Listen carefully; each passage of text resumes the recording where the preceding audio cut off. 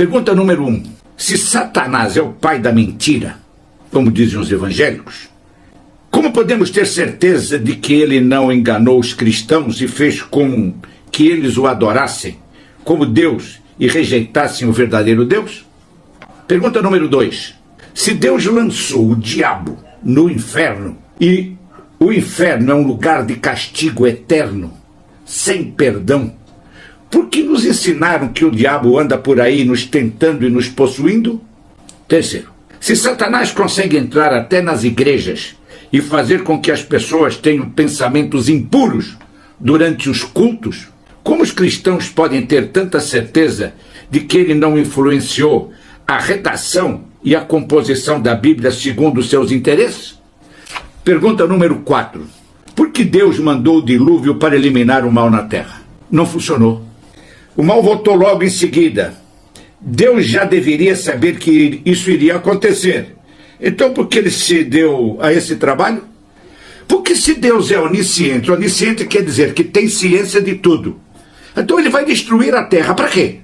Vou mandar um dilúvio, vou destruir tudo isso aqui. Mas para quê? Se essa merda vai voltar a ser como era antes, ou pior ainda. Isso aqui está pior do que naquela época. 5. Se Deus é imutável, por que ele precisou mudar as regras enviando-se como Jesus na terra? 6. Se tudo é parte do plano de Deus, como dizem os evangélicos, então Deus planejou todas as desgraças, todas as catástrofes e todos os nossos pecados, e não precisamos sentir culpa por nada nem fazer nada para corrigir as coisas.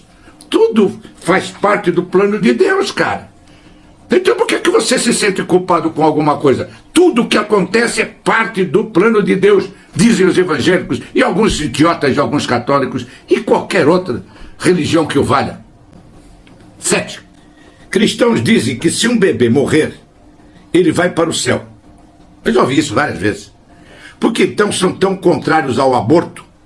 Se isso privaria todas as crianças de irem para o inferno? 8. Como Deus pode ter emoções, como ciúme, raiva, tristeza, amor, etc, etc, etc? Se procurar na Bíblia, Deus é tudo isso. Ele tem todos os sentimentos normais. Se ele é onipotente, onisciente e onipresente, por que ele tem essas emoções? Emoções são uma reação. Mas como Deus pode reagir a algo que ele já sabia que iria acontecer e até planejou? Que é parte do plano de Deus, então se é parte do plano, foi planejado. Se foi planejado por um cara que é onisciente, onipresente e onipotente, ele não pode sentir ciúme, nem raiva, nem tristeza, nem amor. Senão ele não é Deus, ele é um cara comum. Explique, por favor. 10. Como podemos ser felizes no céu sabendo que pessoas que amamos estão sofrendo no inferno? Um pastor evangélico me disse que as memórias que temos dos entes queridos são apagadas para não sofrermos no céu. Mas se perdemos nossa memória, não deixamos de ser nós mesmos? Pense nisso. 11. Por que Deus abriu o Mar Vermelho para que Moisés tirasse os judeus do Egito, mas não abriu os portões dos campos de concentração na Segunda Guerra Mundial? Não estava mais lá Deus, hoje não está mais? Cadê Deus, hein? Engraçado, né? Sumiu esse cara. Os judeus perderam, diz que morreram 6 milhões de judeus. 12. Por que dizem que temos livre-arbítrio se só há 2 opções? Seguir a Deus e ir para o céu, ou desobedecer e ir para o inferno? Cadê o livre-arbítrio? Todo mundo tem livre-arbítrio. Que porra de livre-arbítrio é esse? Se você segue Deus, você vai para o céu, senão você vai para o inferno. Então cadê o livre-arbítrio? Não tem livre-arbítrio. Ou você segue Deus, ou você está perdido. Se você seguir o que Deus diz, você vai para o céu, senão você vai para o inferno. Não tem livre-arbítrio nenhum. Em Isaías 40, 28, lemos: Não sabes, não ouvistes que o eterno Deus, o Senhor, o Criador dos fins da terra, não se cansa nem se fatiga?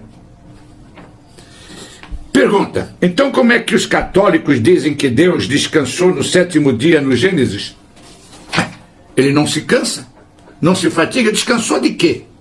Está bem explícito lá. 14. Por que Deus é do sexo masculino? Quem foi que disse isso? 15. Se você nasce retardado, sua alma também é retardada? E se você ficar retardado depois de velho, como é que fica a sua alma, hein? 16. Por que precisamos rezar se Deus já sabe de tudo o que vamos dizer e do que precisamos? Será que Ele gosta que nos humilhemos diante dEle? 17.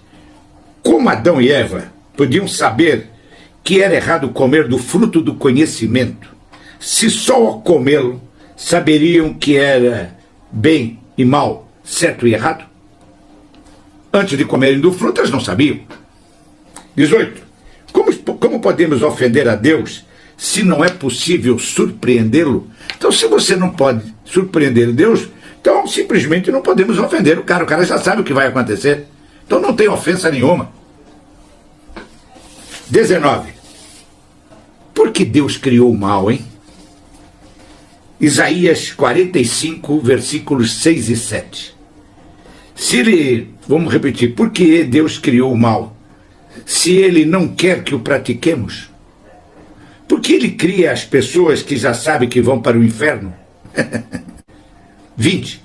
Porque nós já não nascemos sabendo tudo sobre Deus? E porque temos de descobrir qual é a religião certa e ainda decifrar seus enigmas? 21. Porque Deus não aparece a todo mundo e nos convence de sua existência?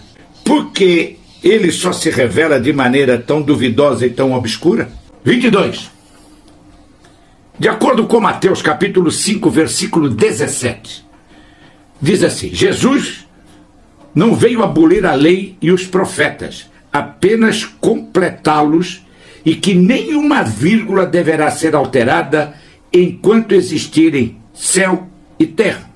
Como Jesus ainda não voltou, a lei ainda está valendo, não é verdade? Portanto, por que não saímos por aí queimando bruxas, apedrejando adúlteras e crianças desobedientes, matando homossexuais, excluindo gente de trabalhar aos sábados, ou seja, enfermeiras, médicos, etc., aspergindo sangue nos altares, arrancando a cabeça de passarinhos e sacrificando pessoas a Deus? Sabe onde é que está isso também escrito? Levíticos capítulo 27, versículo 28.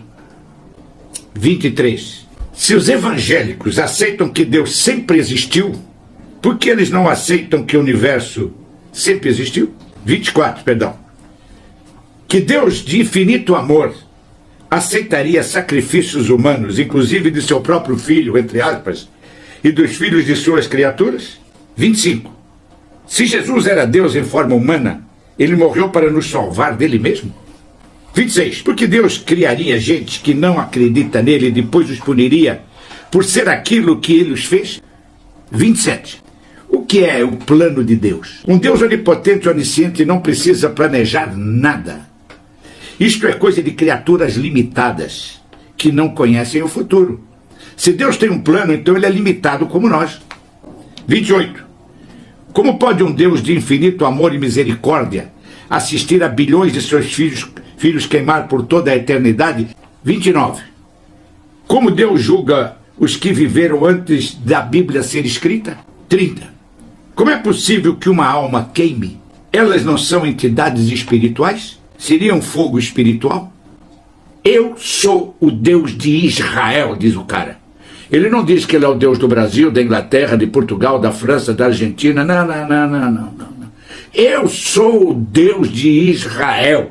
Ele deixa isso claríssimo em toda a Bíblia. Só de Israel. Que diabo você tem que se meter com o Deus dos outros, porra? Cria um Deus pra você, porra. Por que você tem que ir atrás do Deus dos outros?